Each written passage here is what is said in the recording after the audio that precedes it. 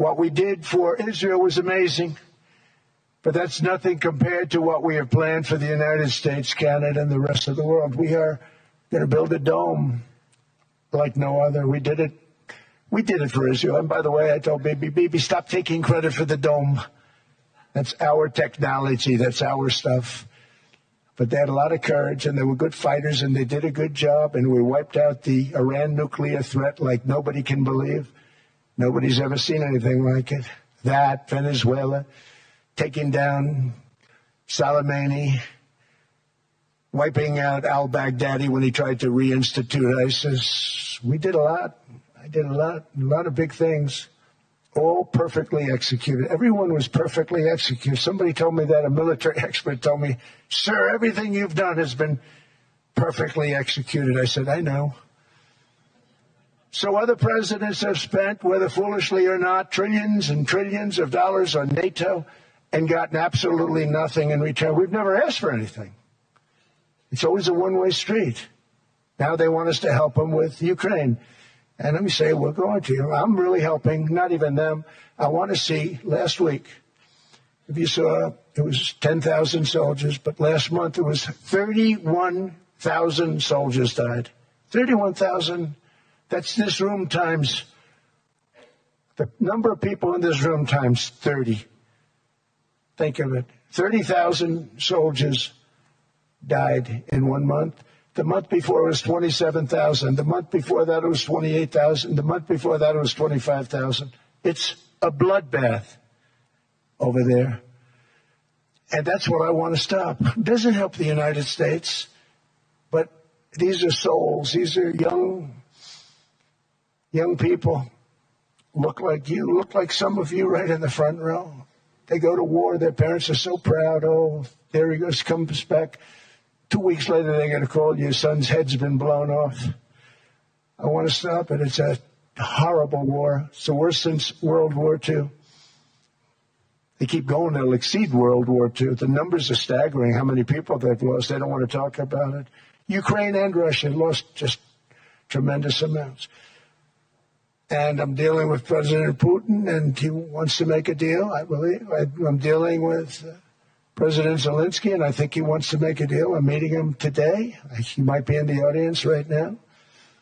But they got to get that war stopped because too many people are dying, needlessly dying. Too many souls are being lost. It's the only reason I'm interested in doing it. But in doing it, I'm helping Europe, I'm helping NATO, and I've until the last few days when I told them about Iceland, they loved me. They called me daddy, right, last time. A very smart man said, he's our daddy. He's running it. I was like running it. I went from running it to being a terrible human being.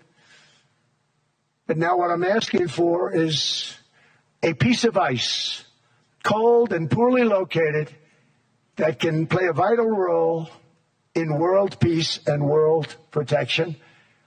It's a very small ask compared to what we have given them for many, many decades.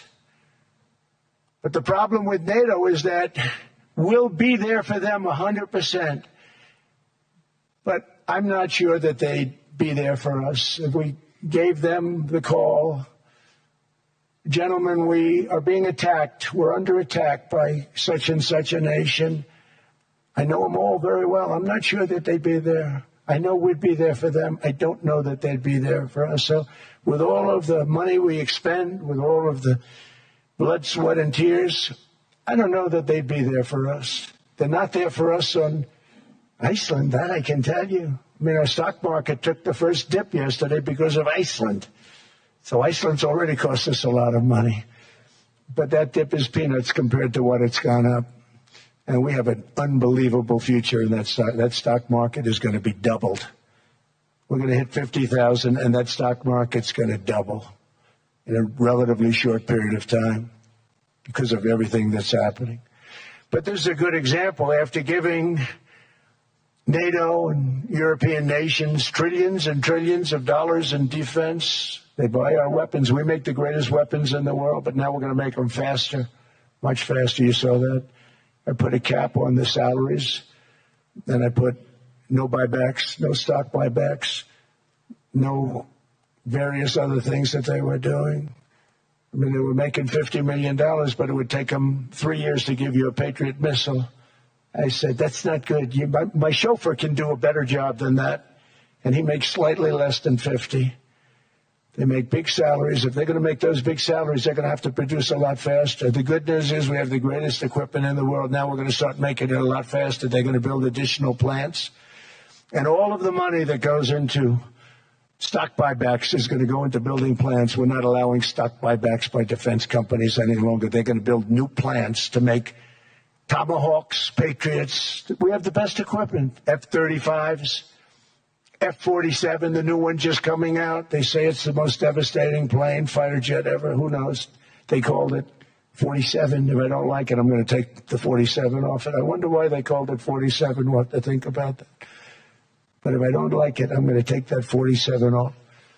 But it's supposed to be the Stage 6. It's supposed to be the first Stage 6 plane, undetectable, like our B-2 bombers were undetectable. They flew right over Iran. They were undetectable.